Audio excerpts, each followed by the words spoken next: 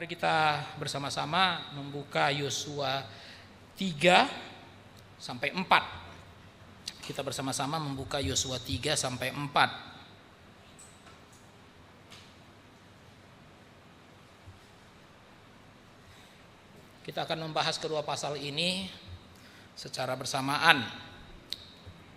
Karena memang kedua pasal ini memiliki tema yang sama, yaitu tentang menyeberangi sungai Yordan. Karena setelah pasal 4, bangsa Israel di bawah pimpinan Yosua sudah memasuki tanah perjanjian, sudah menginjak tanah perjanjian. Jadi apa yang mereka tunggu-tunggu selama 40 tahun itu, mereka akhirnya wujudkan di dalam pasal 3 sampai 4 ini.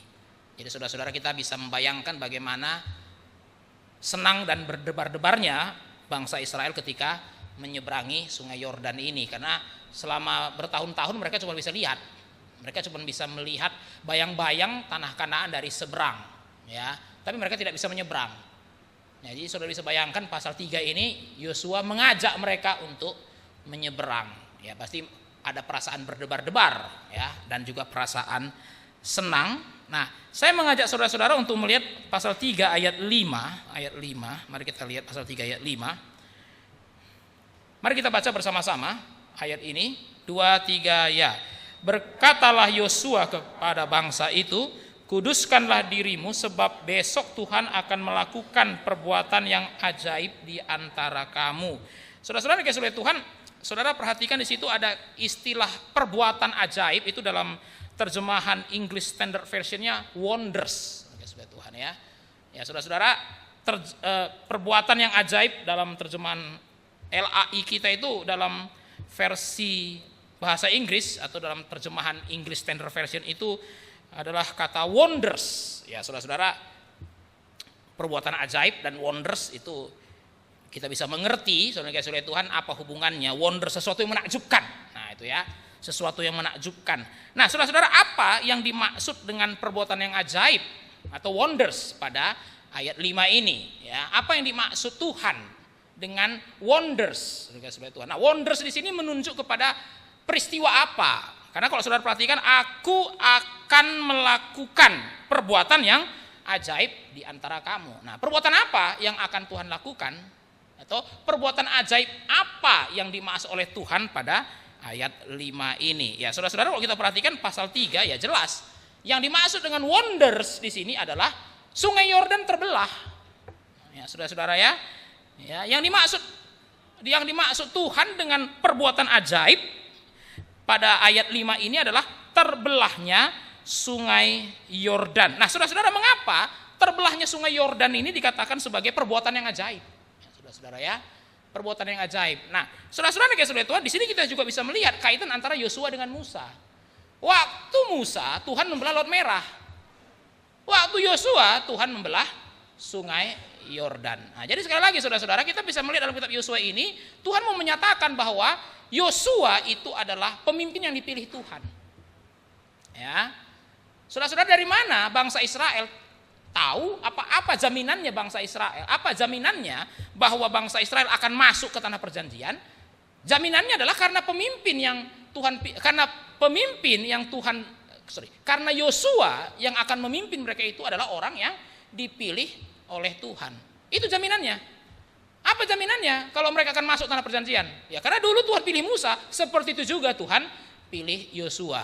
Kalau Yosua bukan dipilih Tuhan, nggak ada jaminan, saudara dikasihi oleh Tuhan. Nggak ada jaminan. Maka saudara dikasihi oleh Tuhan, apa jaminannya? Saudara sekali selamat tetap selamat. Apa jaminannya? Karena Yesus yang dipilih oleh Tuhan. Yesus dipilih oleh Bapa. Ya, saudara dikasihi oleh Tuhan, dari sebelum dunia dijadikan, Yesus sudah dipilih. Dipilih untuk apa? Untuk menjadi pemimpin. Pemimpin orang percaya. Itulah kenapa dia disebut sebagai kepala. Kristus adalah kepala gereja. Jadi saudara dikasihi oleh Tuhan, tidak mungkin orang yang sudah bersatu dengan Kristus tiba-tiba di tengah perjalanan tidak masuk atau gagal, gugur. Nggak mungkin, saudara dikasihi oleh Tuhan. Kenapa? Karena Kristus adalah kepalanya. Maka saudara dikasihi oleh Tuhan, jaminan keselamatan kita itu bukan tergantung pada iman kita, bukan, saudara dikasihi oleh Tuhan, ya. Bukan. Maka saudara jangan heran ya kenapa Yesus suka menggunakan istilah iman sebesar biji sesawi. Kenapa dia nggak minta iman yang besar, saudara Tuhan ya? Yesus nggak pernah, saudara perhatikan ya, Yesus itu mengatakan nggak perlu besar-besar, sebesar biji sesawi aja cukup. Apa dia underestimate kita, saudara Tuhan? Yesus nggak nuntut imanmu besar, saudara Tuhan. Ada sih Yesus mengatakan, hai ibu besar, imanmu ada. Tapi saudara-saudara Yesus bilang, kalau kamu punya iman sebesar biji sesawi, maka gunung ini bisa pindah kok. Loh kenapa Yesus menggarisbawahi iman itu sebesar biji sesawi? Nah benar, sedangkan saudara-saudara Tuhan, karena yang dibutuhkan itu bukan iman yang besar, yang dibutuhkan adalah iman kepada Allah yang besar. Ya saudara-saudara ya, kalau saudara beriman kepada Allah yang besar, sebesar biji sesawi pun iman saudara lebih dari cukup. Tapi kalau saudara tidak beriman kepada Allah yang besar, apalagi saudara beriman kepada Allah yang palsu, sebesar apapun iman saudara nggak ada gunanya. Nggak ada gunanya. Saudara-saudara, iman itu kan memegang itu sebenarnya. Tapi saudara Tuhan, kenapa saudara pegang? Karena saudara percaya kan gitu ya. Kalau saudara nggak percaya, nggak saudara pegang kan gitu. Nah, saudara Tuhan, gini, saudara Tuhan, kalau saudara jatuh dari pohon, lalu saudara kemudian pegang satu ranting pohon, saudara Tuhan, jaminan saudara tidak akan jatuh atau jaminan saudara akan selamat itu bukan sekencang apa saudara pegang ranting pohon itu. Saudara paham maksud saya, saudara jatuh, tiba-tiba ada ranting pohon, saudara pegang dengan tangan saudara. Nah saya tanya saudara-saudara ya, jaminan ranting itu bisa menyelamatkan saudara bukan tergantung seberapa kuat. Bukan saudara-saudara, bukan seberapa kuat saudara pegang. Kalau ranting itu sudah rapuh, saudara, sekuat apapun saudara jatuh. Ya, jadi saudara bilang ini kurang ngotot, iman saudara Tuhan. Ya saudara-saudara, itu orang karismatik saudara Tuhan ya. Nah, jadi saudara-saudara orang karismatik lebih menekankan kepada orang yang beriman. Imani dong. Nah, ngotot dong. Nah, saudara-saudara ya. Saudara-saudara, Alkitab nggak pernah mengajarkan itu. Sebesar apapun saudara mengimani, kalau yang saudara imani itu nggak kuat ya sama aja. Itu kalau ranting sudah bulatan, saudara Tuhan ya, sudah ada rayapnya, saudara pegang sekencang-kencangnya pun ya habis. Tapi saudara-saudara Tuhan, kalau saudara-saudara iman, kalau ranting itu kuat, saudara Tuhan, saudara pegang dengan sekedarnya pun selamat kok. Ya saudara-saudara, ya makanya dalam Alkitab saudara-saudara ya, subjek yang beriman tidak lebih penting daripada objek yang diimani. Nah itu saudara-saudara ya. Saudara-saudara, apa yang diimani lebih penting daripada orang yang mengimani. Ya.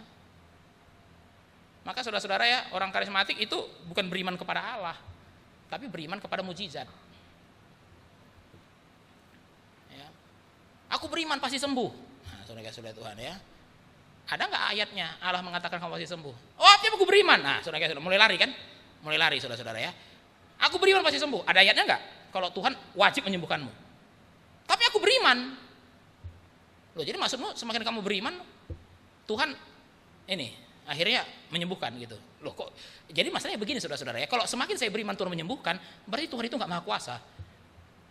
Karena dia bisa berubah oleh karena iman saya. Oh Tuhan macam apa ini? Ya saudara-saudara ya. Pokoknya you mau apa? Imani. Ya saudara-saudara ya. Kamu mau apa? Imani. Katakan. Lebih kencang lebih baik. Nah saudara-saudara ya. Nah, kenapa? Karena semakin kamu mengimani, Tuhan pun akhirnya berubah pikiran. Loh, Tuhan kalau bisa berubah pikiran, untuk apa beriman sama Tuhan kayak gini, berubah pikiran kayak gini? Ya saudara-saudara Tuhan, iman itu bergantung pada objek yang diimani, bukan kepada subjek yang mengimani. Bukan pada subjek yang mengimani. Nah, saudara-saudara, ini kaitannya apa ya dengan pemimpin? Saudara-saudara Tuhan, kita ini orang Kristen karena kita kepalanya Yesus. Kita lemah, kepala kita kuat. Kita lemah, tapi kepala kita kuat. Saudara Tuhan, ya kan Yesus kan bilang ya, hubungan kita ini kayak ranting anggur dengan ininya, pokok anggurnya. Ya, saudara-saudara ya, ranting anggur dengan pokok anggurnya. Nah, saudara Tuhan, sederhananya begini, saudara bisa bertahan itu bukan tergantung seberapa kuat saudara pegang Tuhan, tapi seberapa kuat Tuhan pegang saudara. Saya ulangi saudara-saudara ya, saudara bisa bertahan itu bukan tergantung seberapa kuat saudara pegang Tuhan, tapi seberapa kuat Tuhan pegang saudara.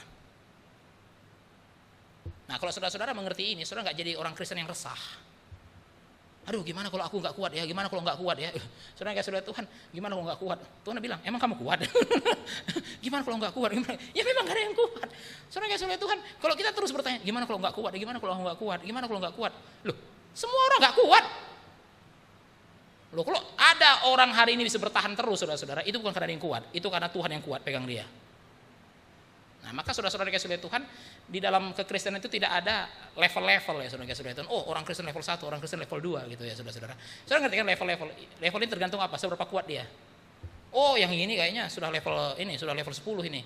Ya, dia kuat sekali pegang Tuhan, makanya nggak jatuh sampai sekarang. Saudara kasih oleh Tuhan, nggak ada yang begituan. Orang nggak jatuh atau orang bisa terus bertahan. Contoh Daud lah, paling gampang itu. Saudara-saudara, Daud dengan Yudas itu, saudara-saudara kasih oleh Tuhan, itu kalau saudara pikir-pikir endingnya itu kan beda ya. Ya saudara-saudara ya, endingnya beda. Ya dosanya sama-sama parah lah gitu ya. Satu jual Yesus, satu berzina gitu kan, atau satu membunuh Uria gitu kan. Tapi kalau saudara perhatikan, kenapa Daud bisa bertahan sampai akhir?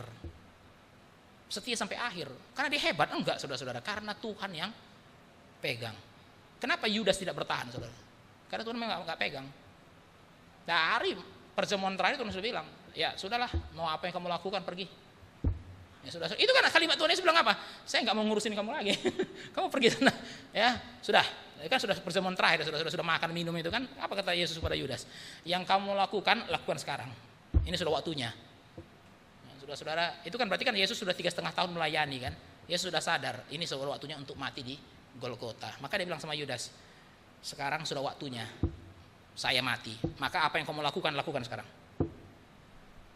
Artinya Yesus sudah. Nah, sekarang saya tanya saudara-saudara, kenapa Petrus bisa bertahan? Karena sampai perjamuan terakhir pun Yesus nggak usir dia. Padahal Yesus sudah bilang kan, kamu akan sangkal aku loh Petrus. Loh, saudara-saudara, itu kan aneh ya. Yesus tahu Petrus menyangkal. Itu pun tidak diusir dari grup, saudara Tuhan.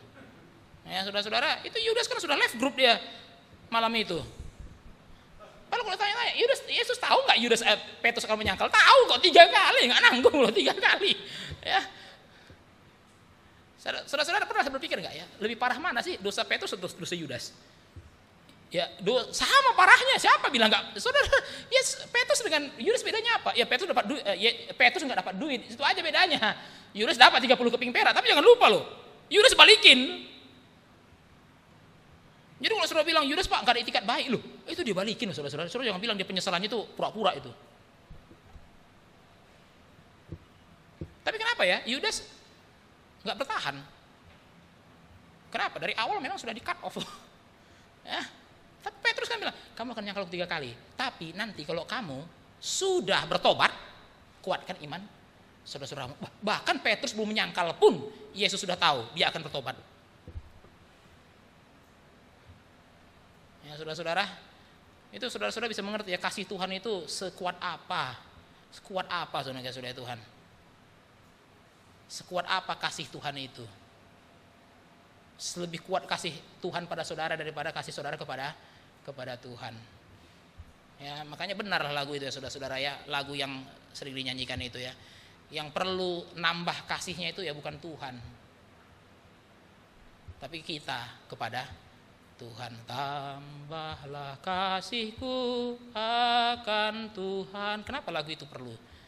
Karena saudara-saudara Tuhan, kita ini yang kasihnya kepada Tuhan lemah. Tapi saudara-saudara, sekalipun Tuhan tahu kasih kita kepada dia lemah, kasihnya kepada kita yang kuat. Dia pegang. Ya saudara-saudara, itu ada lagunya itu juga kan. Oh love that will not let me go. Kasih yang tidak akan melepaskanku. Bahkan saat saudara pun ingin lepas. Ya saudara-saudara, saat saudara pun ingin lepas dari kasih Tuhan, kasihnya lebih kuat untuk membiarkan saudara lepas.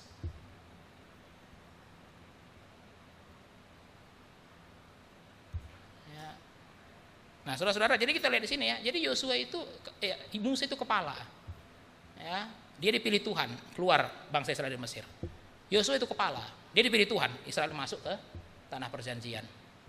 Nah siapa kepala kita? Bukan Musa, bukan Yosua. Kita bersyukur saudara-saudara ya, kepala kita adalah Yesus, lebih tinggi daripada Musa dan Yosua. lebih tinggi daripada Musa dan Yosua.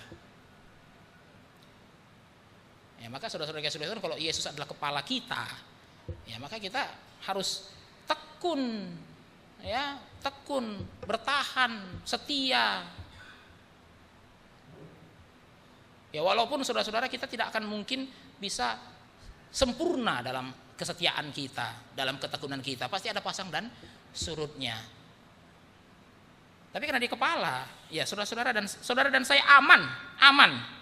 Nah, saudara-saudara yang kasih Tuhan, jadi tadi kita lihat ya bahwa dengan terbelahnya Sungai Yordan, di situ kita melihat bahwa Yosua itu dikonfirmasi oleh Tuhan. Nah, saudara-saudara, mengapa terbelahnya Sungai Yordan ini dikatakan sebagai perbuatan yang ajaib? Mari kita lihat ayat 15 sampai 16, saudara-saudara ya, ayat 15 sampai 16. Saya bacakan untuk kita semua ayat 15 sampai 16. Segera sesudah para pengangkut tabut itu sampai ke Sungai Yordan dan para imam pengangkut tabut itu mencelupkan kakinya ke dalam air di tepi sungai itu, Sungai Yordan itu sebak sampai meluap sepanjang tepinya selama musim menuai, maka berhentilah air itu mengalir. Mengapa air Sungai Yordan itu harus dibelah? Karena itu musim menuai. Kalau itu bukan musim menuai, nggak perlu Tuhan belah Sungai Yordan. Saudara-saudara, karena kalau bukan musim menuai, Sungai Yordan dangkal, nggak perlu dibelah, langsung dilewatin aja. Tapi ini dikatakan musim menuai, dan waktu musim menuai, Sungai Yordan itu sebak, luber, itu saudara Tuhan, luber. Jadi yang ada air itu bukan cuma di sungainya, tapi sampai pohon-pohon di sekitar itu berair semua. Ya, artinya saudara-saudara, menyeberang pada musim kayak gitu nggak mungkin, itu maksudnya, nggak mungkin. Ya, orang kalau mau nyebrang ya nunggu musim inilah ya, nunggu sampai musim menuainya lewat. Tapi kalau masih musim menuai, itu tinggi sekali sampai bukan hanya di sungainya, airnya itu sampai kemana-mana, saudara-saudara Tuhan. Ya, jadi memang tidak ada cara lain supaya mereka bisa berjalan atau supaya mereka bisa menyeberang. Satu-satunya cara untuk mereka bisa menyeberang, Tuhan membelah Sungai Yordan itu. Saudara-saudara yang kasih Tuhan, di sini kita perhatikan ya satu prinsip yang menarik, saudara-saudara ya. Tuhan tidak suruh Sungai Yordan itu terbelah dulu, tunggu baru kamu jalan, enggak, saudara-saudara. Tuhan suruh para pengangkut tabut itu kan bukan, kamu berdiri ya di pinggir, kamu tunggu sampai sungainya terbelah. Itu waktu Laut Merah kan begitu ya. Tuhan suruh mereka berdiri di tepian, lalu kemudian datang angin. Lalu airnya terbelah. Nah, tapi kalau saudara perhatikan dalam bagian ini, tidak loh. Air itu baru terbelah setelah kaki dari pengangkut tabut itu dicelupkan ke air Sungai Yordan itu. Saudara-saudara, mana lebih mudah? Tunggu terbelah dulu baru jalan atau jalan dulu baru terbelah? Iya, lebih mudah tunggu terbelah dulu baru jalan, saudara-saudara Tuhan ya. Kalau terbelah, kalau nggak terbelah gimana? Lah kan Tuhan suruh atau Yosua menyuruh para pengangkut itu, cemplungkan kakimu dulu. Kalau nggak terbelah. Ya, tapi saudara-saudara itu mereka lakukan itu. Mereka cemplungkan kakinya dulu, baru kemudian terbelah. Maka saudara-saudara di sini kita melihat ya mujizat yang satu ini atau wonders. Nah, saudara-saudara ya. Ini saudara-saudara Tuhan berbeda dengan waktu Laut Merah terbelah. Karena waktu Laut Merah terbelah, saudara-saudara Tuhan, mereka nggak cemplungin apa-apa. Terbelah dulu baru mereka jalan. Tapi di sini saudara-saudara, Tuhan menuntut mereka itu percaya. Kamu percaya nggak sama kalimatku? Percaya ya sudah, cemplungin dulu kakimu. Nah, saudara-saudara, dalam kehidupan kita juga seringkali Tuhan perlihatkan kepada kita Sungai Yordan. Ya, saudara-saudara ya. Nah, nyebrang itu Sungai Yordan, saudara-saudara Tuhan. Ya, saudara-saudara, ya itu dalam pelayanan juga sama. Yang Tuhan kasih Sungai Yordan. Tuhan tidak kasih langsung tanah keringnya, Sungai Yordan dulu. Saudara-saudara, ya saudara Tuhan, kenapa perintah itu jadi mustahil? Karena yang Tuhan tunjukkan Sungai Yordan. Kalau yang Tuhan tunjukkan tanah kering, seberangilah, itu perintah nggak mustahil, itu perintah yang gampang sekali. Seberangi doang kok susah. Atau setidaknya lah saudara-saudara ya, sungai itu bukan dalam musim menuai. Sungai itu dalam musim kemarau misalnya. Seberangi aja. Masalahnya ini sungai itu dalam musim menuai. Baru perintahnya seberangi. Nah, saudara bisa bayangkan ya betapa mustahilnya perintah ini. Seberangilah, sudah sungainya lagi meluap. Kan mustahil semua itu. Tapi Tuhan perintahnya jelas, seberangi. Nah itu namanya iman, saudara-saudara ya. Iman itu berarti saudara-saudara lebih percaya pada apa yang Tuhan katakan daripada apa yang saudara lihat. Nah itu namanya iman. Saudara-saudara, kalau saudara-saudara bypass firman Tuhan karena saudara-saudara kalau bypass firman Tuhan hanya karena apa yang saudara lihat, itu berarti saudara nggak beriman. Ya, saudara-saudara ya. Saudara-saudara kalau ini saudara-saudara kalau mengkompromikan firman Tuhan karena berdasarkan situasi. Nah, saudara mungkin bisa begitu kan? Firman Tuhan begini, tapi kan Pak situasinya begini. Saudara-saudara, situasi tidak mengubah firman Tuhan. Firman Tuhan begitu, situasi yang berubah. Firman Tuhan nggak berubah kok. Tapi Pak situasinya begini. Ya masa sih nggak ada ruang untuk mengubah firman Tuhan? Nah begitu saudara mikir kayak gitu ya saudara sudah nggak beriman. Ya saudara-saudara. Tapi yang namanya beriman itu apa? Firman Tuhan begini, tapi situasinya begini. Ya, tapi karena Tuhan suruh ya kita jalan lah. Nah itu namanya beriman. Nah saudara-saudara, dalam kehidupan kita seringkali yang Tuhan tunjukkan itu apa? Sungai Yordan yang meluap. Baru Tuhan bilang apa? Cemplungkan kakimu. Cemplungkan kakimu. Saudara-saudara, yang paling gampang ya, yang paling sulit mengaplikasikan ayat ini waktu kapan saudara-saudara? Waktu kasih persembahan saudara Tuhan. Nah ya saudara-saudara ya, nah ayat ini yang paling sulit, saudara-saudara, ayat ini paling sulit untuk dilakukan kalau sudah kaitan dengan uang. Ya saudara-saudara ya, sudah kaitannya dengan uang. Saudara-saudara, orang kalau sudah kaitan dengan uang saudara Tuhan, saudara-saudara gini ya, itu kan ada lagunya kan, Tuhan ambil hidupku, Tuhan pakai hidupku. Nah saudara-saudara ya, tapi seringkali kalimat belakangnya, tapi jangan dompetku. Nah saudara-saudara ya, Tuhan ambil hidupku, ambil tanganku, saudara-saudara ya, ambil kakiku, tapi jangan dompetku. Nah saudara-saudara ya, banyak orang saudara-saudara Tuhan, Alkitab bilang persembahan itu firman Tuhan, iya itu firman Tuhan kok. Ya, itu firman Tuhan. Saudara-saudara, kita nggak usah berdebat lagi lah saudara-saudara ya. Persembahan itu ada nggak dalam firman Tuhan? Itu perdebatan yang sudah nggak ada gunanya. Itu ada. Ya, saudara jangan bilang itu kan cuma perjanjian lama Pak. Itu pengen lari aja dari tanggung jawab. Saudara-saudara kayak Tuhan ada kok. Ya, tapi saudara-saudara kan seringkali kan jadi persoalan adalah, wah Pak, tapi gimana? Nah, baru kelihatan sungai Yordan saudara Tuhan ya. Apa? Cicilan ini, tagihan ini, nah, saudara-saudara kan, wah persembahan gimana nih? Saudara-saudara, seringkali orang caranya gini, masukkan dulu sesuai dengan posnya, pakai dulu uang itu sesuai dengan posnya, baru kemudian kalau ada sisanya dikasih ke Tuhan untuk persembahan. Nah itu tunggu tanahnya kering dulu saudara Tuhan. Nah ya, kasih nggak, entar dulu Pak, entar dulu ya kan. Nah ini uang sekolah, rumah, semua. Nah baru ada ini, ada lebihnya. Nah inilah untuk Tuhan. Saudara-saudara, yang namanya beriman seperti pasal 3 ini ya saudara-saudara, ya Tuhan bilang kasih, saya kasih. Ya, yang lain-lain itu nanti kita akan lihat bagaimana Tuhan membelah sungai Yordan itu. Nah.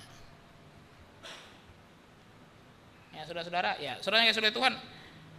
Ya karena saya ngomong ini saudara-saudara karena memang kita orang Kristen ini orang Kristen ini paling bergumul menerapkan firman Tuhan itu kalau sudah berhadapan dengan uang. Ya, kalau berhadapan dengan yang lain kita nggak bergumul saudara Tuhan ya. Kalau sudah kaitan dengan uang ini kita bergumul sekali langsung. Tapi saudara-saudara ya, Tuhan memang seringkali arahkan kita pada sungai Yordan itu. Nih, meluap ini bahkan, ya kan? Baru seberangi, celupkan dulu kakimu. Kalau nggak terbelah gimana? Wah nggak tahu lah pokoknya. Celupkan dulu kakimu. Begitu dicelupkan, nah saudara perhatikan kalau kalimat selanjutnya saudara-saudara, begitu dicelupkan air sungai itu berhenti mengalir dikatakan saudara-saudara. Nah itu kenapa terbelah? Ya, karena sepanjang musim menuai itu mengalir terus. Tapi begitu dicelupkan air itu berhenti mengalir dan seperti bendungan. Nah, saudara-saudara kayak saudara Tuhan tidak mau peristiwa yang ajaib ini dilupakan oleh bangsa Israel. Nah, kenapa peristiwa ini begitu penting? Ingat saudara-saudara ya, yang masuk ke tanah perjanjian ini generasi kedua. Mereka tidak pernah melihat Laut Merah terbelah. Nah, saudara-saudara ya, mereka nggak pernah melihat Laut Merah terbelah. Apalagi lihat 10 tulah, nggak pernah. Nah, jadi saudara kasih Tuhan, Tuhan sengaja memang belah sungai Yordan ini supaya generasi kedua itu memiliki sesuatu yang bisa diingat. Tapi bagaimana dengan generasi ketiga? Dengan generasi keempat? Saudara-saudara, masa setiap generasi Tuhan belah lagi sungai Yordan, saudara Tuhan ya, untuk menyatakan bahwa saya Allahmu ya kan, bahwa saya Allah yang melindungi kalian. Ya, setiap generasi kemudian terus Allah belah sungai Yordan, yang Allah nggak bekerja seperti itu. Saudara-saudara perhatikan baik-baik. Satu kali Allah melakukan keajaiban, saudara Tuhan, dia mau generasi selanjutnya ingat. Dia mau generasi selanjutnya ingat. Maka saudara-saudara perhatikan baik-baik pada ayat yang kelima. Mari kita lihat pasal 4. Kita lihat ayat pasal 4 ayat 5 sampai 6.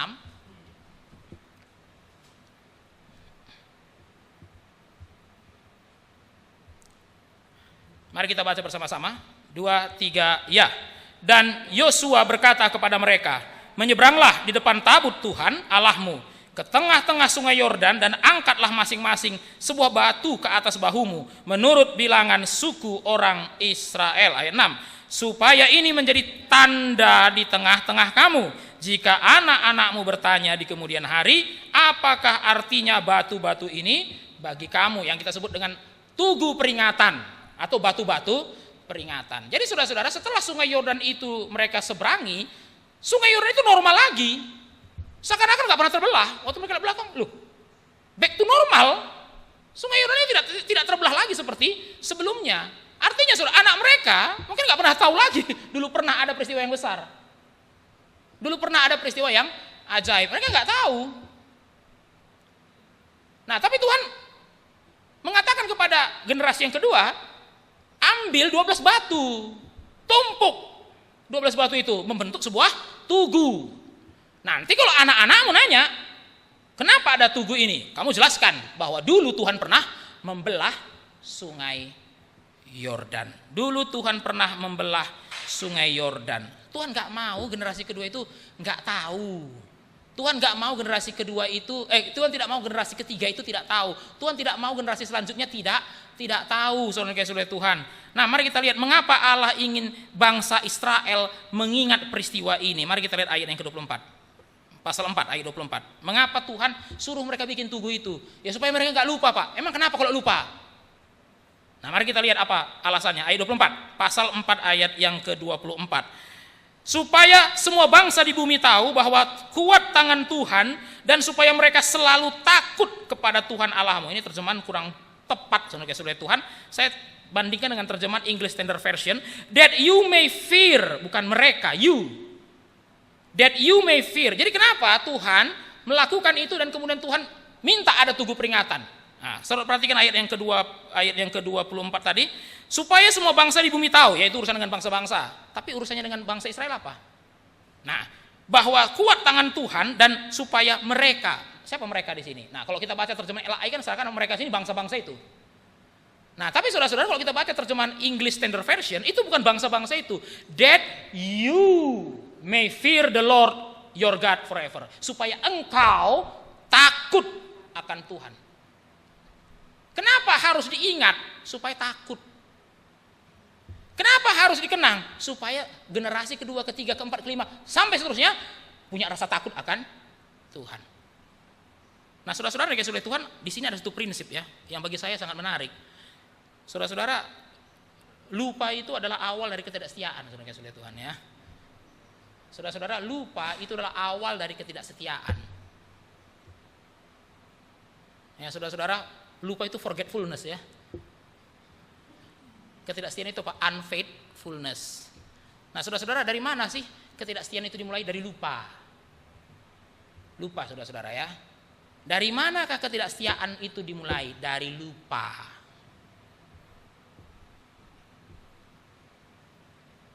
Ya. Saudara-saudara, unfaithfulness itu adalah buah dari forgetfulness. Lupa. Nah, tapi gimana Pak? Kalau mereka memang nggak tahu, ya kasih tahu.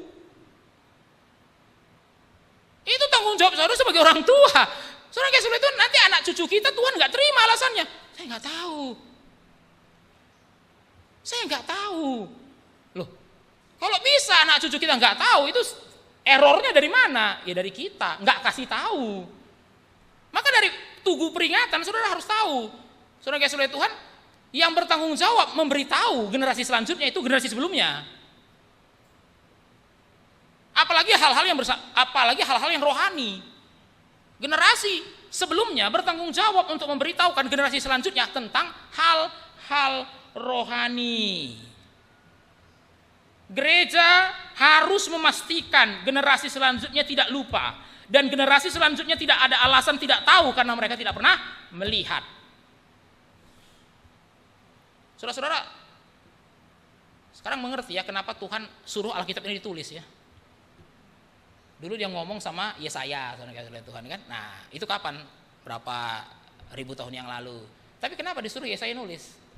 Karena Tuhan bilang, saya nggak ngulangin lagi.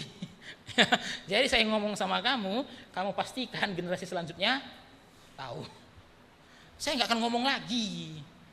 Ya, itu tugasmu, tulis. Maka saudara perhatikan ya, Kejadian, Keluaran, Imamat, Bilangan, kan semuanya dulu disampaikan dengan lisan. Tapi kenapa sekarang jadi bentuk tulisan? Ya saudara-saudara, ini kalau di dalam doktrin mengenai Alkitab, saudara-saudara ya, kita membedakan antara pewahyuan dengan inspirasi. Saudara-saudara, pewahyuan itu waktu Tuhan bicara kepada nabi-nabinya, itu namanya pewahyuan. Bahkan saudara-saudara, banyak pewahyuan itu yang disampaikan privat kepada nabi-nabinya. Tapi kenapa akhirnya bisa ketahuan sama saudara dan saya hari ini? Karena mereka tulis. Nah, waktu mereka tulis, disitulah Roh Kudus bekerja supaya nggak salah. Itu namanya inspirasi. Tapi waktu Tuhan bicara sama Yesaya, sama Yeremia, itu namanya pewahyuan. Nah, tapi saudara-saudara, kenapa Tuhan nggak hanya stop sampai pewahyuan? Pewahyuan, saudara-saudara Tuhan ya. Tapi dia setelah mewahyukan, dia suruh yang diwahyukan itu tulis.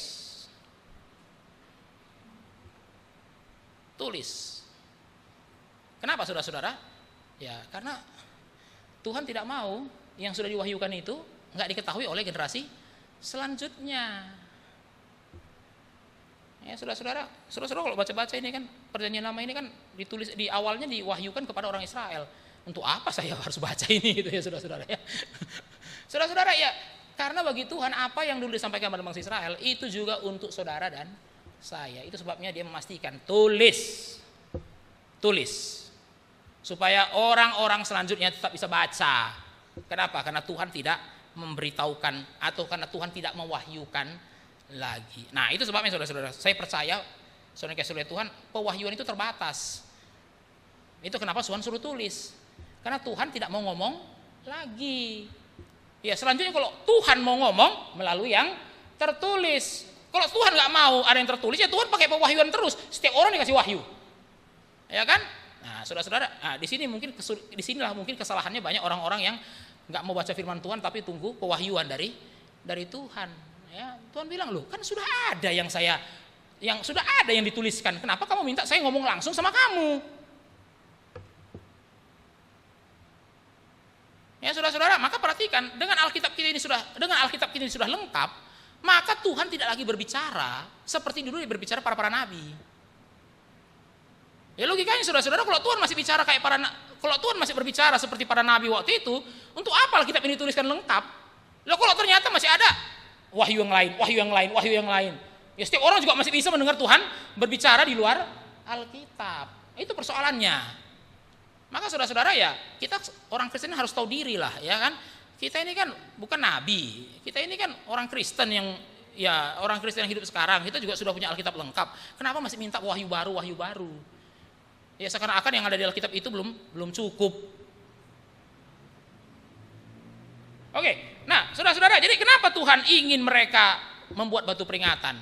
Supaya generasi selanjutnya takut akan Tuhan. Karena kalau mereka nggak ingat awal dari ketidaksetiaan di situ.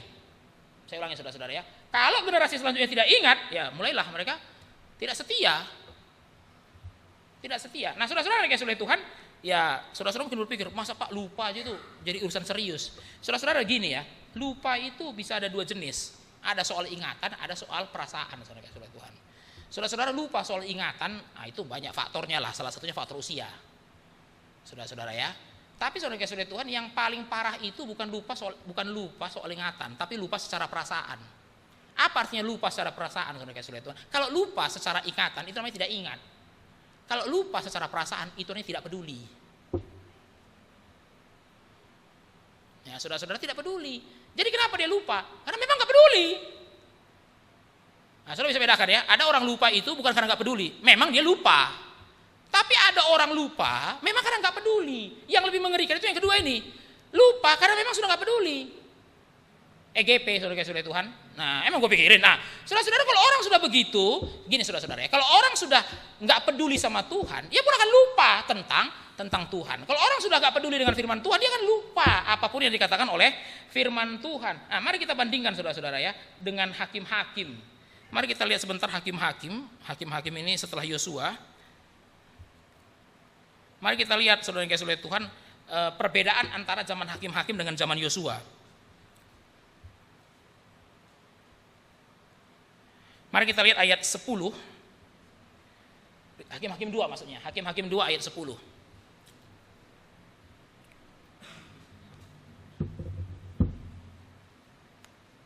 Hakim-hakim 2 ayat 10.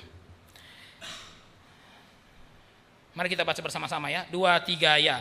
Setelah seluruh angkatan itu dikumpulkan kepada nenek moyangnya, bangkitlah sesudah mereka itu angkatan yang lain yang tidak mengenal Tuhan, ataupun perbuatan yang dilakukannya bagi orang Israel. Saya baca ayat 11. Lalu orang Israel melakukan apa yang jahat di mata Tuhan, dan mereka beribadah kepada para Baal. Nah, saya minta saudara garis bawahi kalimat tidak mengenal Tuhan. Yang tidak mengenal Tuhan ataupun perbuatan yang dilakukannya bagi orang Israel. Ya, saudara-saudara, ini kan angkatan setelah angkatannya Yosua. Angkatan Yosua sudah mati kalau sudah perhatikan ayat yang ke-9 itu, ayat yang ke-10 itu. Seluruh angkatan itu dikumpulkan, bangkitlah angkatan yang lain. Nah, saudara-saudara ya, kenapa disebut yang lain, saudara-saudara Tuhan ya? Ada kelainan yang angkatan ini. Ya, kira-kira begitu saudara-saudara Tuhan ya. Makanya saudara-saudara, kalau kita ketemu orang gila kan ada lain-lainnya orang ini. Nah, saudara-saudara ya, ya lain lah, kan saya bukan kamu bukan saya. Saudara bisa ngerti ya istilah yang lain ini ya. Ada lain-lainnya kelas orang ini gitu ya. Saudara-saudara, ya lain. Ya saya bukan saudara, saudara bukan saya. Ya pasti kita orang lain.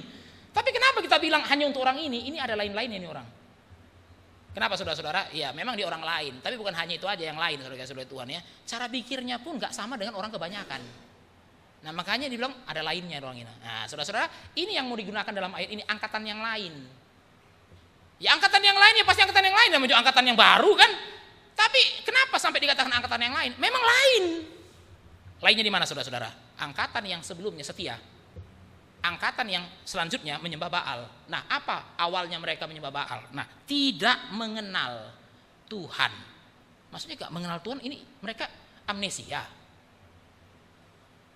Hilang ingatan, oh mereka nggak tahu, ada Tuhan loh gitu ya. Saudara ya, kami baru tahu loh ternyata ada Tuhan. Gini saudara-saudara ya, kalau jaraknya itu 100-an tahun, oke lah, gitu bisa ngerti.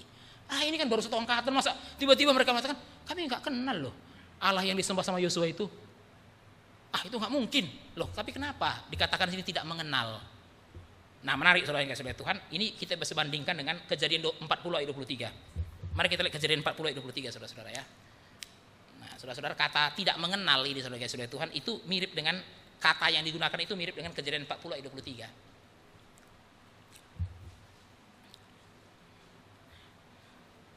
Ya. Mari kita baca bersama-sama ya.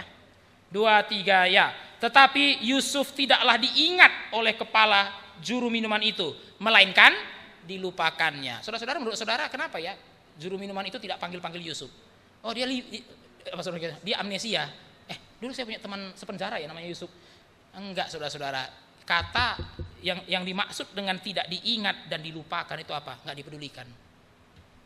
Kenapa juru minuman itu begitu bebas saudara-saudara Tuhan? Dikatakan sini dilupakan. Dia katakan di sini saudara-saudara, Yusuf itu dilupakan. Karena setelah bebas, bagi juru minuman ini Yusuf enggak penting. Yusuf enggak penting. Enggak penting untuk diingat itu maksudnya. Nah, sekarang saya sudah punya jabatan. Ya, saya sudah punya jabatan. Wah, masa saya urusin narapidana lagi. Ntar saya tiba-tiba ditarik lagi ke penjara lagi gara-gara ngurusin ini orang gitu ya. Ya sudahlah. Nah, itu maksudnya tidaklah diingat oleh kepala juru minuman itu, artinya apa? Bagi kepala juru minuman itu Yusuf nggak penting, nggak peduli saya. Emang gue pikirin. Nah gitu kira-kira. Nah saudara-saudara yang sudah Tuhan, jangan sampai anak-anak kita ini setiap pelayanan, saudara-saudara Tuhan ya, kita merasa Tuhan itu penting. Tiba-tiba anak kita lain. Nah, saudara-saudara Tuhan ya, saudara-saudara sudah merasa nggak anak saudara lain itu?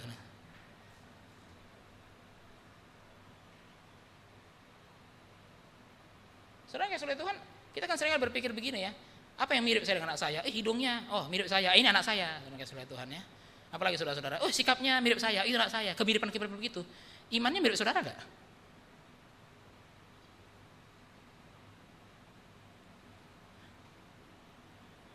Nah, saudara-saudara Tuhan, kalau iman anak kita nggak mirip kayak kita, ya itu anak lain, saudara-saudara Tuhan ya. Itu anak ada kelainannya maksudnya. Loh, tapi kenapa bisa anak kita nggak ada? Kenapa bisa anak kita ada kelainannya lain? Ini anak yang lain. Gini saudara-saudara ya, apa namanya saudara-saudara itu bicara hal-hal rohani itu kayak ngomong sama orang lain sama dia, asing. Gini saudara-saudara, saya kasih ilustrasi. Saudara kalau penggemar kopi, saudara ketemu sama penggemar kopi, saudara-saudara itu nggak kayak ngomong sama orang asing ya. Walaupun orang asing itu maksudnya, ya kan, walaupun orang lain, tapi karena saudara-saudara suka kopi dua-duanya, ya ngomongnya lancar. Nah itu, pada orang asing. Nah saudara-saudara gini, itu anak kita, tapi kenapa waktu ngomong hal yang rohani, kita kayak ngomong sama orang asing ya?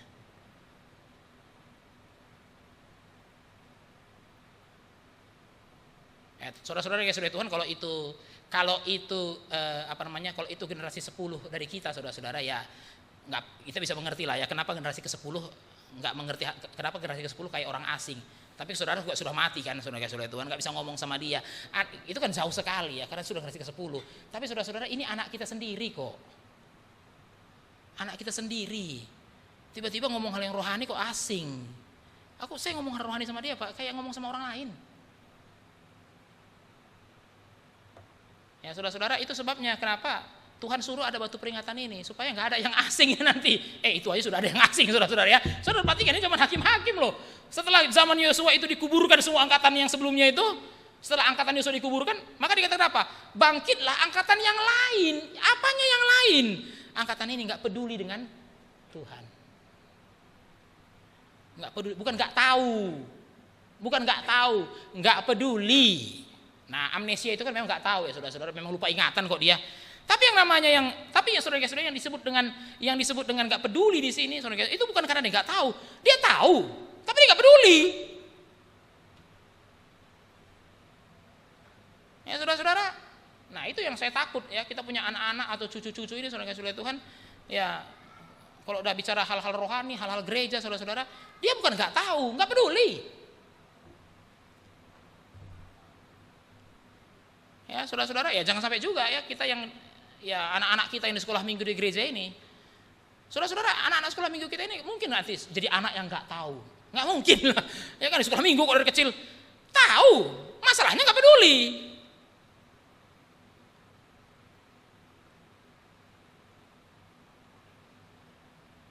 Ya, nah saudara-saudara, jadi saya agak takut juga ya dengan orang-orang yang besar dalam keluarga Kristen, karena masalahnya dengan mereka ini bukan nggak tahu, nggak peduli. Kalau anak dari keluarga bukan Kristen, saudara-saudara nggak tahu ya, makanya dia lain dengan asing ngomong sama dia. Tapi kalau ngomong sama orang Kristen aja hal-hal rohani jadi asing, itu kan bukan karena dia nggak tahu, dia nggak peduli. Tahu, ya papa saya pendeta kok, gitu kan. Loh, tapi kenapa ngomong hal rohani dari tadi sama dia ini kayak nggak nyambung frekuensinya ya? Ya sudah lain. Ya, sudah lain. Nah, saudara-saudara yang kasih Tuhan, itu sebabnya kenapa di dalam gereja itu Tuhan mengajak kita untuk mengingat. Ya, mengajak kita untuk mengingat. Saudara-saudara, Yesus mati satu kali. Tapi kenapa gereja itu perlu ada perjamuan kudus? Karena Yesus nggak mungkin mati 2 kali lagi, saudara-saudara, disalibkan lagi, nggak bisa. Dia mati satu kali. Tapi supaya saudara dan saya tetap ingat, maka gereja mengadakan perjamuan kudus secara reguler. Ya saudara-saudara, waktu perjamuan kudus itu dijalankan saudara-saudara Tuhan, seakan-akan peristiwa Golgota itu diingatkan lagi. Diingatkan lagi. Ini loh roti yang melambangkan tubuh Kristus. Ini loh darah yang inilah anggur yang melambangkan darah Kristus. Karena Yesus cuma mati satu kali. Tapi saudara dan saya membutuhkan dia setiap hari. Dan kita gampang lupa. Saudara-saudara, kita gampang lupa. Itulah kenapa saudara-saudara Tuhan memberikan dua hal yang kelihatan dalam gereja untuk mengingat mengenai kematian dan kebangkitan, untuk mengingat mengenai kematian Yesus. Hal yang pertama itu adalah roti, kelihatan. Hal yang kedua itu anggur, yang kelihatan. Ya, saudara-saudara. Tapi bukan hanya sakramen, saudara-saudara Tuhan ya, yang dipakai Tuhan untuk mengingat. Ya, kita juga perlu, saudara-saudara Tuhan ya, membuat pengingat akan perbuatan-perbuatan yang ajaib dalam hidup kita. Karena itu mungkin nggak terjadi lagi. Tapi kalau saudara-saudara tidak kasih pengingatnya, itu akan terkubur dalam sejarah. Percayalah saudara-saudara, sebesar apapun pekerjaan Tuhan itu dalam hidup saudara, kalau saudara nggak bikin pengingatnya, saudara akan merasa itu suatu hari nanti, mungkin 5 tahun lagi, mungkin 10 tahun lagi, biasa aja itu. Biasa aja. Ya saudara-saudara, ya maka saudara-saudara Tuhan, ya perlu juga ya gereja, saudara Tuhan, misalnya perlu juga saudara-saudara Tuhan, suami istri mengingat ulang tahun pernikahan. Saudara-saudara Tuhan, kenapa ya suami istri perlu mengingat atau memperingati ulang tahun pernikahan mereka? Ya saudara-saudara, kenapa?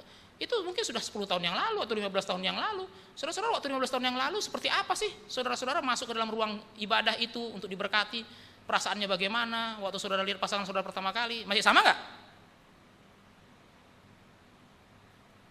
Ya saudara-saudara, kan kebanyakan begitu ya. Orang itu bisa waktu menikah, waduh saudara-saudara Tuhan, itu pernikahan teragung abad ini, saudara-saudara Tuhan ya.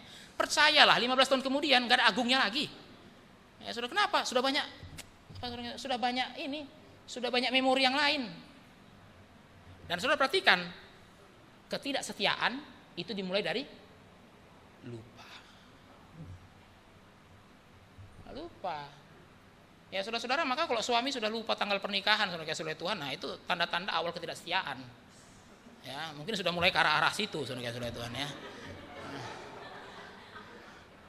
Sudah mulai arah-arah ke situ, lupa dia. Allah, tanggal berapa pun terserah gitu. Ya, saudara-saudara, kalau hanya lupa karena ingatan itu lain cerita ya. Tapi memang sengaja nggak peduli. Ya, nggak peduli. Kenapa? Ya, saudara-saudara mungkin dia merasa pernikahannya nggak berarti lagi. Ya, saudara-saudara, nggak berarti lagi. Kalau hanya karena ingatan sih lain cerita ya, tinggal ingatkan. Tapi kalau nggak peduli itu diingat kok, tahu kok. Ya, cuma dia biasa aja. Gitu. Mungkin karena dulu bukan itu perempuan pilihan pertamanya dia. Nah, saudara-saudara Tuhan ya kan bisa aja kan.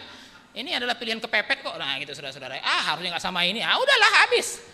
Saudara-saudara ya kan, itu tanggal pernikahan itu sudah nggak penting itu.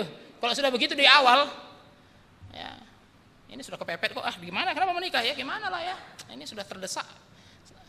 Sebenarnya bukan mau sama yang ini dulu, maunya sama yang itu. Tapi gimana? Itu sama orang lain. Ya ini aja lah. Saudara-saudara, kalau sudah begitu ya, nggak ada alasan untuk. Memang orang bingung juga tuh apa diingat lagi. Saudara-saudara, maka saya encourage saudara, kalau ada peristiwa-peristiwa besar dalam hidup saudara, saudara harus perlu pengingat, harus bikin pengingat. Karena kalau saudara tidak ingat, itu makin saudara Tuhan, saudara akan merasa itu biasa saja. Dan perhatikan, begitu saudara merasa itu biasa saja, saudara akan seakan-akan mengatakan, kok saya nggak pernah mengalami perbuatan besar dari Tuhan ya? Belum pernah apa? Banyak.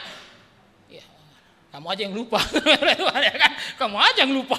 Bukan nggak ada, tapi saudara-saudara begitu. Kita kan selalu suka mengasihani diri kan. Kayaknya aku ini ya paling sedikit dapat berkat Tuhan. Tapi sedikit apa? Banyak. Cuman ya karena setiap kali dapat berkat yang besar, dapat perbuatan yang besar, lupa aja. Lupa. Ya saudara-saudara. Ya saudara-saudara, makanya kalau di gereja kami saudara-saudara Tuhan ya, kita juga ada ulang tahun gereja. Ya, mengingat kembali bagaimana gereja yang dulu nggak ada jadi ada.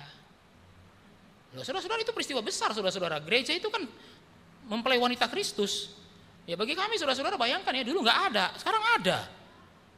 Ya saudara-saudara, Ya kemarin kami memperingati yang ke-11 tahun, saudara-saudara Tuhan. Ya, di situ kita lihat lagi dari mana semua dimulai, saudara-saudara Tuhan. Kan, waduh, iya kalau ingat-ingat ya 11 tahun yang lalu, nggak mungkin ada gereja ini. Kenyataan ada, saudara-saudara Tuhan ya, ada sudah 11 tahun. Ya saudara-saudara, ya mungkin juga saudara-saudara pernikahan juga begitu ya. Kalau saudara ingat-ingat ya dulu ya, bagaimana kita menikah, harusnya nggak ada pernikahan ini. Ya, tapi kenyataan sudah 5 tahun, bukan hanya saudara-saudara Tuhan, bukan cuma ada saudara-saudara Tuhan ya, anaknya pun sudah 3. Tapi kalau saudara flashback ke 25 tahun yang lalu, harusnya nggak ada.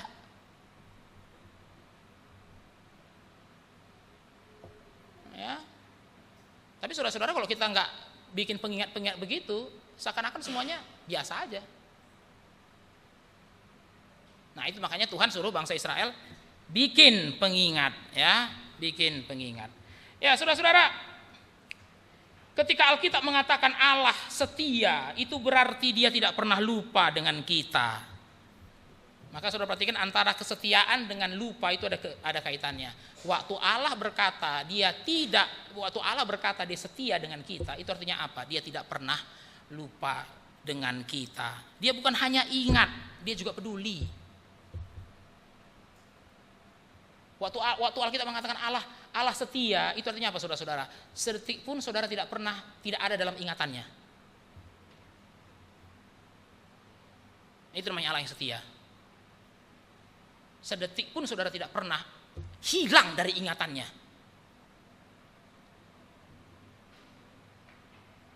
Ya, saudara-saudara, mari kita lihat sekarang bagaimana supaya kita bisa melihat wonders. Ya, mari kita lihat sekarang ya, bagaimana supaya saudara bisa melihat wonders, perbuatan Allah yang ajaib. Ya, dalam konteks kitab Yosua, terbelahnya Sungai Yordan. Tapi dalam kehidupan kita saudara-saudara, bagaimana supaya kita bisa melihat wonders itu? Mari kita mulai dengan pasal 3 ayat 5. Kita lihat pasal 3 ayat 5 saudara-saudara, yang tadi kita sudah bacakan. Saya ulangi sekali lagi. Kuduskanlah dirimu sebab besok Tuhan akan melakukan perbuatan yang ajaib di antara kamu. Kuduskanlah dirimu sebab besok. Nah saudara-saudara, kita baru bisa melihat wonders setelah kita hidup dalam kekudusan. Hidup dalam kekudusan. Makanya Tuhan bilang kepada bangsa Israel, Yosua bilang kepada bangsa Israel, besok Tuhan akan melakukan perbuatan yang besar atau yang ajaib. Hari ini kuduskanlah dirimu. Jadi saudara-saudara, kekudusan adalah kunci untuk melihat wonders. Orang kalau tidak hidupnya kudus, walaupun Tuhan melakukan hal yang besar di depan matanya pun dia tidak merasa itu sesuatu yang wonders. Ya itu sebabnya saudara-saudara, kalau hari Minggu ke gereja, hari Sabtu, saudara persiapan hati. Saudara jangan ngeluh hari Minggu, aduh kenapa ya ibadahnya hari ini hambar-hambar saja, flat-flat saja. Lalu saudara salahin semua, saudara-saudara ya, pianisnya lah, liturgisnya lah, pengkhotbahnya lah, teman-teman segereja lah, semua salah orang gitu saudara-saudara ya. Kenapa? Hari ini ibadahnya biasa aja semuanya. Saya tanya, saudara hari Sabtu ngapain? Nonton bola Pak? Ya iya. Kalau saudara nonton bola hari Sabtu, saudara berharap besok lihat wonders? Enggak ada saudara-saudara ya. Apalagi tim sepak bola saudara kalah, ya dongkol terus. Ya saudara-saudara, makanya ya kalau hari Minggu ke gereja jangan hari Sabtu nonton Piala Dunia, ya kayak gitu ya. Saudara-saudara, untuk bisa melihat perbuatan Allah yang ajaib, saudara dan saya harus hidup dalam kekudusan. Orang yang hidupnya kudus, dia akan melihat hal-hal yang biasa pun sebagai hal-hal yang wonderful. Wonderful. Maka saudara-saudara, kalau kita mau melihat hari Minggu, saudara-saudara Tuhan, kita mau melihat wonders di dalam kebaktian. Apa yang harus dilakukan? Ya, yang pelayanan harus persiapan hati, yang jemaat juga harus persiapan. Jangan datang sekedarnya saja, datang-datang. Kenapa rutinitas hari Minggu? Ya, kalau sudah seperti ini hatinya untuk datang ke kebaktian, ya nggak lihat apa-apalah. Nggak lihat apa-apa. Nah itu sebabnya Yosua bilang sama bangsa Israel, kuduskanlah dirimu, besok Tuhan akan melakukan perbuatan yang ajaib di tengahmu. Jadi saudara-saudara, bisa nggak ya bisa nggak Tuhan itu melakukan yang ajaib, tapi kita nggak tahu? Bisa, di depan mata kita loh itu, tapi kita nggak tahu. Kenapa? Karena hati kita nggak bener.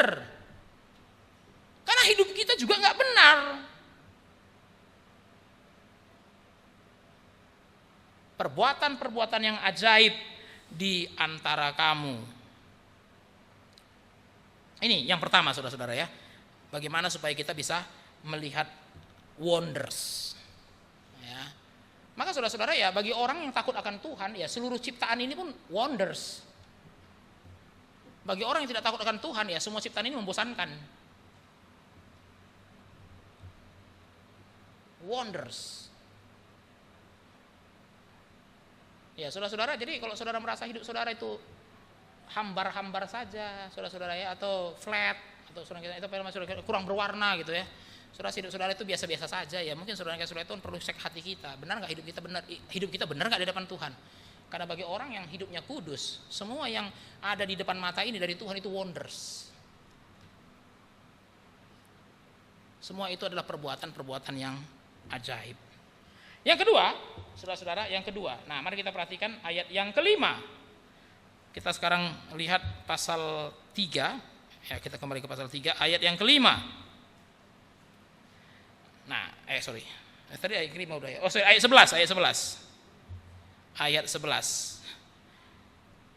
Saya bacakan. Sesungguhnya tabut perjanjian Tuhan semesta bumi berjalan menyeberang di depan kamu, atau bahasa Inggrisnya ahead of you. Ya, tabut perjanjian Tuhan semesta bumi berjalan menyeberang di depan kamu. Di depan kamu, saudara-saudara Tuhan. Artinya apa? Saudara dan saya tidak bisa melihat wonders kalau saudara mendahului Tuhan. Saudara harus jalan di belakang Tuhan, jangan di depan Tuhan. Ya, saudara-saudara, kita tidak akan bisa melihat rencana Allah yang menakjubkan itu kalau kita selalu coba mendahului Tuhan. Maka kalau saudara perhatikan di bagian yang lain, sampai Yosua bilang ya, antara bangsa Israel dengan para pengangkut ini harus ada jarak loh. Harus ada jarak, jaga jarak, saudara Tuhan. Coba kita lihat ayat berapa itu yang ada jaraknya itu. Ayat yang keempat. Hanya antara kamu dan tabut itu harus ada jarak kira-kira 2000 hasta, jauh sekali. Tuhan jalan di depan dan bangsa Israel harus 2000 hasta jauhnya. Saudara-saudara, ini prinsipnya. Saudara tidak akan bisa melihat Allah bekerja dengan wonderful kalau saudara-saudara dikit-dikit gak sabar, dikit-dikit ingin kebut dengan Tuhan, mendahului Tuhan. Untuk bisa melihat perbuatan Tuhan yang ajaib, jaga jarak. Jangan mendahului Tuhan. Tunggu Tuhan bekerja. Kalau Tuhan belum bekerja, jangan dikebut. Kalau saudara kebut, tidak ada yang wonderful. Maka saudara-saudara yang kasih Tuhan ya, pemudi-pemudi yang belum punya pasangan, ya kalau memang Tuhan belum kasih, ya jangan dikebut, jangan mendahului Tuhan. Ya saudara kasih Tuhan, kalau saudara menunggu dengan sabar, saudara tidak mendahului Tuhan, saudara akan melihat wonders. Tapi kalau saudara mendahului Tuhan, saudara kasih Tuhan, ya pernikahan itu tidak menjadi wonderful lagi. Pernikahan itu menjadi malapetaka. Ya sama halnya saudara-saudara, tawaran karir. Ya kalau saudara-saudara belum lihat Tuhan buka jalan, ya jangan dikebut, jangan digedor, saudara kasih Tuhan ya. Ya kalau Tuhan belum buka jalan, bukan masih tutup, saudara kasih, sudah, tunggulah di depan pintu itu sampai dibuka. Kalau belum dibuka, tunggu aja. Saudara-saudara jangan dijebol pintunya. Ya, tunggu 2000 hasta, 2000 hasta, ya, 2000 hasta, tunggu. Nah, saudara-saudara, kita tidak akan bisa melihat wonders itu kalau kita tidak sabar mengikuti Tuhan. Mengikut itu di belakang, nggak di depan. Mengikut itu di belakang.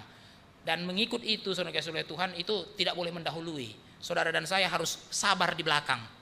Ya, biarkan Tuhan mau ngapain.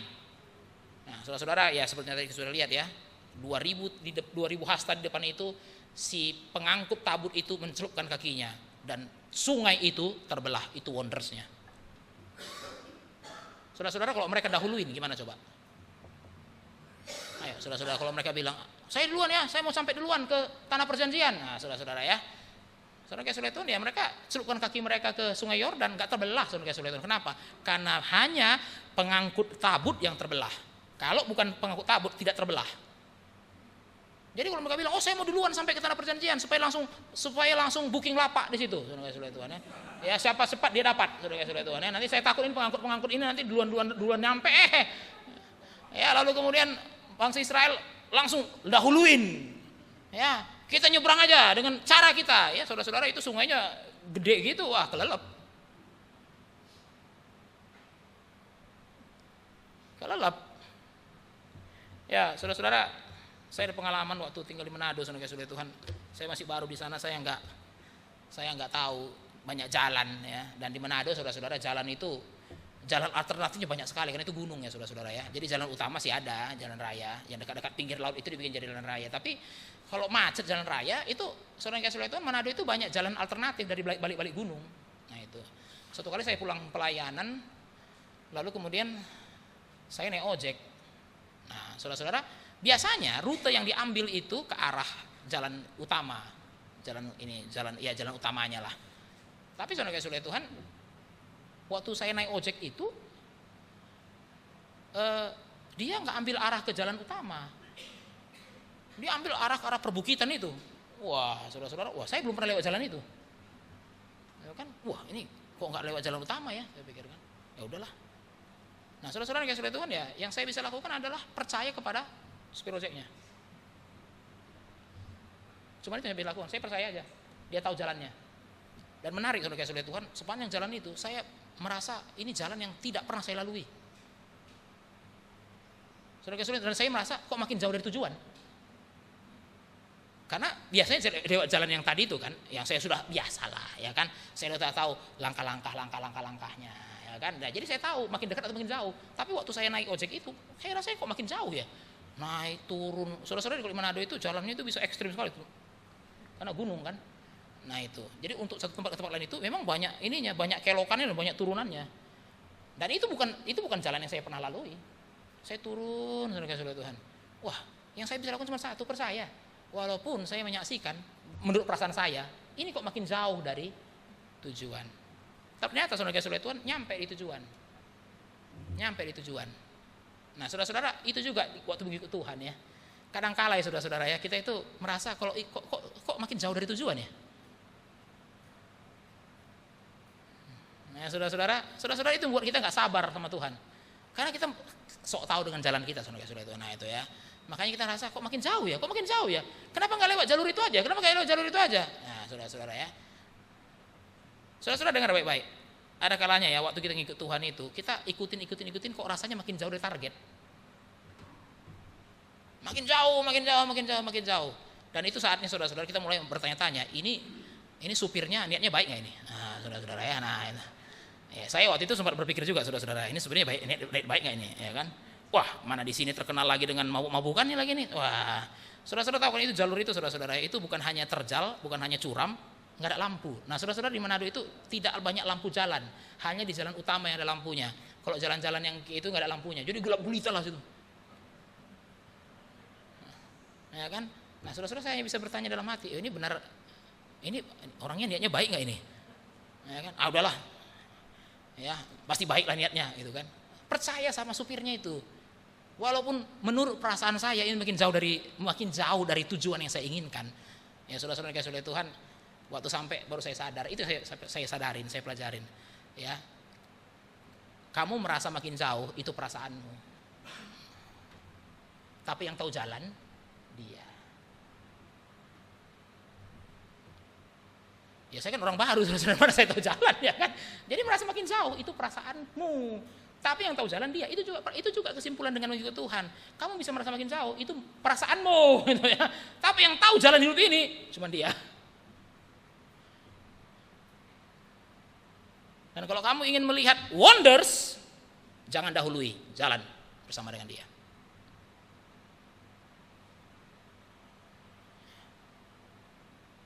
Nah, saudara-saudara, itu dua cara ya untuk melihat keajaiban, ya, keajaiban dari Tuhan. Nah, mari kita sekarang lihat pasal 5, saudara-saudara ya, pasal 5. Nah, saudara-saudara, pasal 5 ini adalah bagian yang cukup terkenal, yaitu tentang sunat di Gilgal. Nah, saudara-saudara ya. Nah, kenapa namanya jadi Gilgal? Itu karena dulu bangsa Israel disunat di situ, Gilgal. Nah, saudara-saudara, pasal 5 kan Tuhan, ya gini saudara-saudara ya, kan mereka sudah nyebrang. Nah, itu sudah nyebrang. Jadi mereka sudah nginjak tanah perjanjian. Saudara-saudara, kalau kita lihat dari pasal 1, pasal 2, pasal 3, kan kita berpikir setelah mereka menginjak tanah perjanjian langsung perang dong. Kan sudah kirim pengintai. Pengintai bilang apa? Sudah diserahkan oleh Tuhan kepada kita. Itu pasal 2 kan? Jadi waktu mereka menginjak tanah perjanjian, kota pertama yang mereka lihat memang itu Yeriko. Jadi kalau saudara tanya, kenapa kota Yeriko yang pertama kali diserang? Loh, karena memang menyeberang sungai Yordan, kota pertamanya itu adalah Yeriko.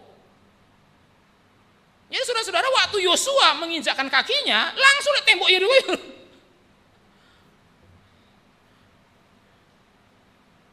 Ya saudara-saudara, jadi kalau sudah perhatikan ya, perjalanan bangsa Israel ini untuk masuk tanah perjanjian itu memang menarik, saudara-saudara Tuhan. Waktu mau nyebrang sungai Yordan, saudara-saudara Tuhan ya. Setelah nyebrang tembok Yeriko, ampun gak selesai-selesai. Kayak gini ya, gini sekali hidup ini ya. Ya kan, saudara-saudara Tuhan, aduh, sungai Yordan begitu banjirnya. Setelah nyebrang, ya tembok Yeriko begitu besarnya. Dan menarik saudara-saudara ya, di depan tembok Yeriko begitu besar, kan orang langsung mengatur strategi dong, gimana cara menjebol tembok Yeriko ini. Menarik saudara-saudara ya, pasal 5, menarik, itu kayak buang-buang waktu. Sudah mau perang begitu, Tuhan bilang apa sama Yosua? Sekarang sunat semuanya laki. Loh, saudara-saudara, sunat itu kan butuh waktu untuk pulih. Artinya selama disunat itu kan mereka nggak bisa perang. Mereka hanya bisa menunggu sampai pulih. Kalau di tengah-tengah sunat itu diserang gimana? Tuhan menyuruh mereka melakukan sesuatu yang beresiko. Tapi Tuhan bilang sama Yosua, sunat. Loh, kenapa nggak langsung perang? Enggak, sunat dulu.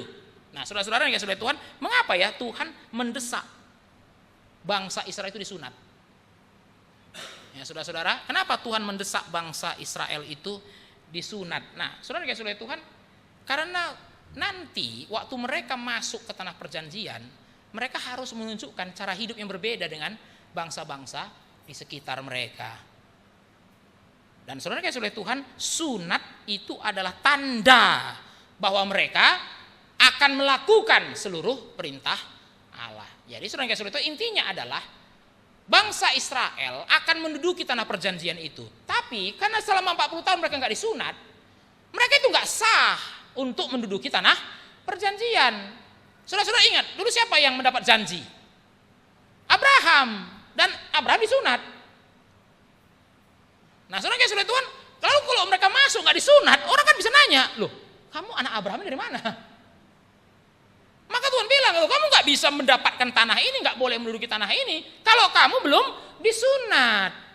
Dan disunat arti yang kedua, saudara kasih oleh Tuhan, ketaatan pada hukum Taurat. Jangan lupa, nenek moyang mereka sudah terima hukum Taurat di Gunung Sinai. Dan untuk apa hukum Taurat diberikan? Supaya nanti waktu mereka masuk tanah perjanjian, cara hidup mereka berbeda dengan bangsa-bangsa yang ada di sekitar mereka. Nah, jadi waktu bangsa Israel disunat, itu menunjukkan bahwa mereka siap untuk melakukan hukum Taurat. Nah, itulah sunat, saudara kasih oleh Tuhan. Jadi ketika orang disunat, itu menunjukkan kesediaannya untuk melakukan hukum Taurat. Nah, baru nanti namanya umat Allah. Ya, saudara-saudara, umat Allah itu kan ditunjukkan pertama dengan sunat waktu dia baru lahir, dan ketaatan melakukan hukum Taurat sampai seumur hidup. Jadi dari mana ketaatan itu dimulai? Dari sunat. Nah, maka perhatikan saudara-saudara, sunat adalah ketaatan pertama semua orang Yahudi. Kalau ini saja nggak taat, maka semua hukum Taurat nggak taat kok. Nah, maka saudara jangan heran ya kenapa Yesus disunat. Kenapa saudara-saudara Yesus disunat? Karena dia hanya bisa menjadi juru selamat kalau hidupnya tidak bercacat. Ya, termasuk saudara-saudara dalam hal yang pertama ini. Dia dari umur 8 hari sudah disunat. Kalau Yesus umur 8 hari tidak disunat, saudara-saudara Tuhan, maka orang akan bilang, "Oh, gimana dia bisa menebus kita? Dia sendiri ada cacatnya kok." Nah, saudara-saudara, jadi bangsa Israel itu disunat. Karena selama 40 tahun mereka tidak disunat. Dan kalau mereka tidak disunat, mereka tidak sah disebut sebagai pewaris dari tanah perjanjian. Nah, jadi Gilgal ini menjadi tempat di mana mereka disahkan. Dan setelah mereka disahkan, baru kemudian mereka masuk ke tanah perjanjian. Nah, maka saudara-saudara, maka perhatikan ya, setelah mereka disunat itu, apa yang kita bisa perhatikan di sini ya. Waktu mereka sudah disunat itu, mari kita lihat sekarang pasal yang ke-5. Apa yang dinyatakan Tuhan kepada mereka setelah mereka disunat? Ayat yang ke-9, 5 ayat 9. Dan berfirmanlah Tuhan kepada Musa, kepada Yosua, hari ini telah kuhapuskan celah Mesir itu daripadamu. Nah, celah Mesir itu. Jadi setelah mereka disunat, Tuhan mengatakan apa? Aku hapuskan celah Mesir ini daripadamu. Apa celah Mesir, saudara-saudara Tuhan? Ya, celah Mesir itu ya waktu mereka itu belum disunat, saudara-saudara Tuhan. Ya, mereka itu masih ada di tanah Mesir. Masih di bawah perbudakan. Dengan disunat, maka mereka bukan lagi budak Mesir. Mereka adalah anak-anak Abraham. Nah, itulah kenapa Tuhan tidak buru-buru membawa mereka masuk ke tanah. Tuhan tidak buru-buru membawa mereka menyerang Yeriko. Tuhan suruh mereka disunat beberapa hari sampai pulih. Nah, setelah pulih, mereka dikatakan Tuhan menghapus celah Mesir itu dari mereka. Saudara-saudara yang kasih Tuhan, nah menarik ya saudara-saudara ya, kita kan kalau baca di perjanjian baru ya, dimulai dengan Yohanes Pembaptis ya. Dan Yohanes Pembaptis itu kemudian pelayanan pertama apa? Membaptis. Dan saudara perhatikan baik-baik, kenapa dia membaptis sungai Yordan ya? Emang gak ada sungai lain? Kenapa lokasi Yohanes membaptis itu sungai Yordan? Saudara-saudara ada sungai lain kok di Israel, kenapa harus sungai Yordan itu maksudnya? Nah, saudara-saudara yang kasih Tuhan, Yohanes membaptis di sungai Yordan karena dia mengingat peristiwa ini. Sebelum masuk dan menduduki tanah perjanjian, sunat dulu. Nah, saudara yang kasih Tuhan, kenapa Yohanes suruh mereka ke sungai Yordan? Karena dia melihat bahwa kita ini ya statusnya saja umat Allah, tapi hidupnya gak kayak umat Allah. Ya, nah sementara kita lagi menunggu datangnya Mesias. Mesias datang untuk umatnya. Nah, maka Yohanes berpikir untuk mempersiapkan sebuah umat bagi Mesias itu. Bagaimana caranya saudara-saudara? Dia tarik mereka semua keluar dari kota, kumpul di sungai Yordan, di Gilgal itu. Seperti dulu nenek moyang kita sebelum masuk, mereka disunat di sini, sekarang kita kumpul di sini untuk apa? Dibaptis. Supaya kita masuk sebagai umat Allah yang baru. Itulah kenapa Yohanes memilih sungai Yordan, saudara-saudara Tuhan, karena mengingat pada peristiwa penyunatan di Gilgal ini. Nah, saudara-saudara Tuhan, sunat di Gilgal itu menandai bahwa bangsa Israel sudah menyelesaikan babak perjalanan di padang gurun. Jadi dengan disunat, saudara-saudara Tuhan, maka babak perjalanan dari Mesir ke Kanaan itu selesai. Jadi mereka bukan lagi pengembara. Saudara-saudara Tuhan. Tidak lagi hidup berpindah-pindah. Karena namanya tanah perjanjian itu berarti menetap. Selama ini mereka pindah-pindah karena nggak ada tanah. Tapi dengan masuk ke tanah perjanjian, maka babak perjalanan atau pengembaraan itu dinyatakan selesai oleh Tuhan. Nah, dari mana kita tahu saudara-saudara Tuhan? Mari kita perhatikan pasal 5 ayat 11. Pasal 5 ayat 11, saudara-saudara ya. Saya bacakan untuk kita semua pasal 5 ayat 11. Lalu pada hari sesudah Paskah mereka makan hasil negeri itu, yakni roti yang tidak beragi dan berti gandum pada hari itu juga. Saudara, pasal ayat 12.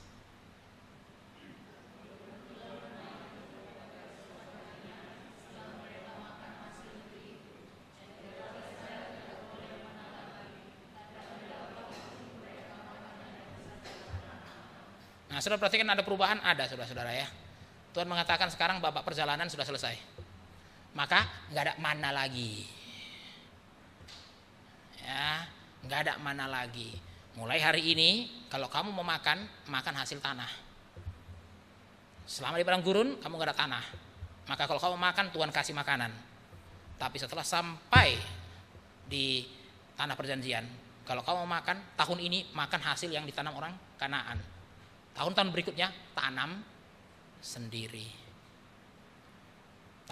Nah, apa yang kita bisa pelajari saudara-saudara ya? Berkat Tuhan itu tidak selalu sama. Enggak selalu sama, saudara-saudara. Ketika berkat Tuhan tidak selalu sama, atau ketika berkat Tuhan tidak sama, saudara jangan kemudian mengatakan, oh sekarang Tuhan tidak memberkati lagi. Bukan, saudara-saudara. Tuhan memberkati dengan cara yang berbeda. Dalam hidup kita ada musimnya. Maka saudara-saudara Tuhan, di musim itu seperti ini, Tuhan berkatnya seperti itu. Di musim seperti itu Tuhan berkatnya seperti ini. Jadi kalau saudara lihat, kenapa dulu Tuhan tak berkati seperti itu? Ya karena sudah beda musimnya. Ya saudara-saudara, sudah beda musimnya. Jadi saudara-saudara, Pak kenapa ya? Dulu Tuhan kasih banyak, ya, saudara-saudara Tuhan ya.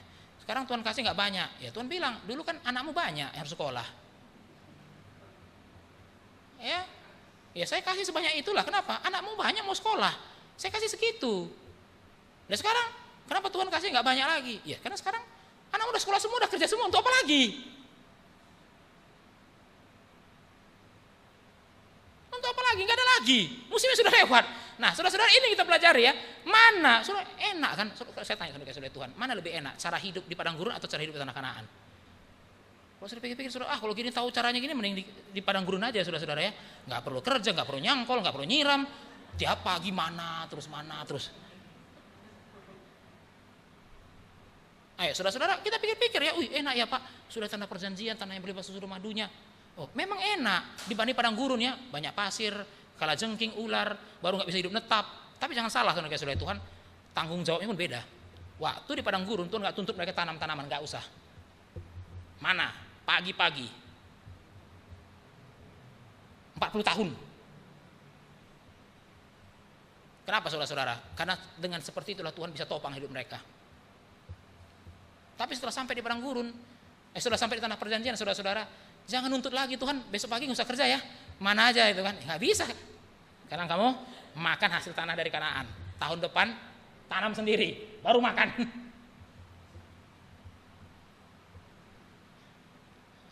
Saudara-saudara, berkat Tuhan itu nggak bisa sama dan tidak selalu sama. Dia tetap memberkati iya, tapi tidak sama. Kenapa saudara-saudara? Karena kalau sama nggak tentu yang dibutuhkan itu. Maka dia berkati dengan cara yang lain. Ya saudara-saudara, dia berkati dengan cara yang lain. Jadi berkat Tuhan itu kan ada musimnya. Jadi saudara-saudara, ini prinsipnya.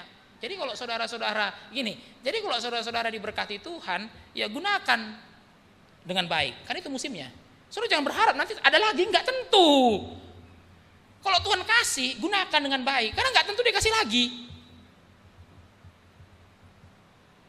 Dan yang kedua, saudara-saudara, kenapa Tuhan stop mana itu? Itu supaya mereka bertumbuh dewasa. Nah itu sebabnya saudara-saudara ya, orang bilang, Pak, waktu saya ikut Tuhan di awal-awal kayaknya lancar-lancar saja semuanya gitu ya. Doa apapun dijawab. Kenapa sekarang lagi?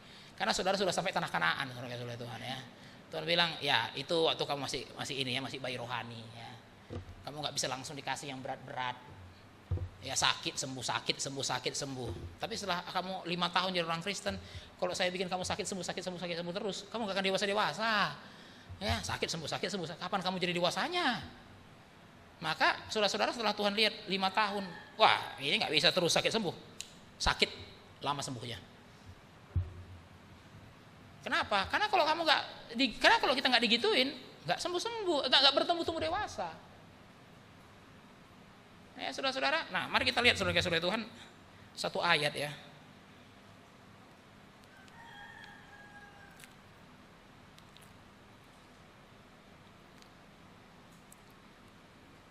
Ulangan 32 ayat 11. Mari kita lihat Ulangan 32 ayat 11. Laksana Raja Wali menggoyang bangkitkan isi sarangnya, melayang-layang di atas anak-anaknya, mengembangkan sayapnya menampung seekor dan mendukungnya di atas kepaknya. Nah saudara-saudara, menarik sekali kata menggoyang bangkitkan isi sarangnya. Nah saudara-saudara, di sini kan Tuhan menggambarkan dirinya sebagai Raja Wali ya. Bangsa Israel itu anak-anaknya. Dan yang saya tertarik itu ada ayat 11 ini, menggoyang bangkitkan isi sarangnya. Loh, induk macam apa ini? Menggoyang-goyang sarangnya sendiri gitu ya. Tapi saudara-saudara Tuhan, inilah cara Tuhan membuat bangsa Israel itu bertumbuh dewasa. Kalau dia terus disarang, gak terbang-terbang. Memang begitu saudara-saudara Tuhan. Nah jadi ternyata Raja Wali itu ngajarin anaknya terbang, tidak tunggu mereka bisa terbang. Karena kalau tunggu mereka terbang, gak akan terbang-terbang. Terlalu enak di dalam sarang. Nah, saudara-saudara, terlalu enak dalam sarang. Nyaman, terlindung.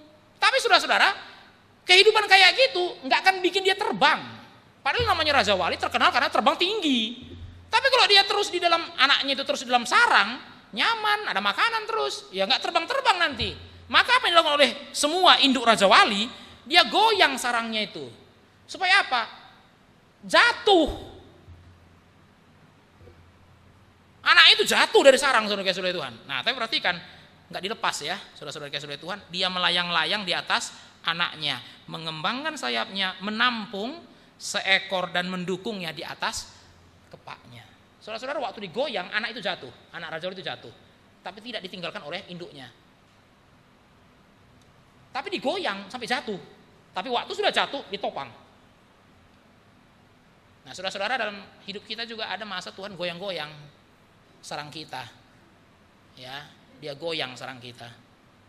Bukan karena dia nggak sayang sama kita, justru karena dia tidak mau kita terus jadi bayi Raja Wali. Dia goyang, dia goyang, dia goyang. Karena hanya dengan seperti itu anak-anak Raja Wali bisa bertumbuh dan juga bisa terbang. Nah, saudara-saudara, mana itu stop, mana itu stop. Tapi bukan berarti mereka nggak bisa makan, bukan saudara Tuhan ya. Mana itu stop. Tapi tapi selanjutnya mereka makan dengan bercocok tanam. Ya, mereka makan dari panen mereka sendiri. Ya, saudara-saudara, jadi kalau berkat Tuhan berubah, nggak seperti dulu, bukan berarti Tuhan tidak memberkati. Itu karena musimnya sudah selesai. Sampai di sini musimnya. Sekarang kamu musim yang baru, berkatnya pun berbeda. Berkatnya pun berbeda. Oke, ada yang mau bertanya sampai di sini? Silahkan.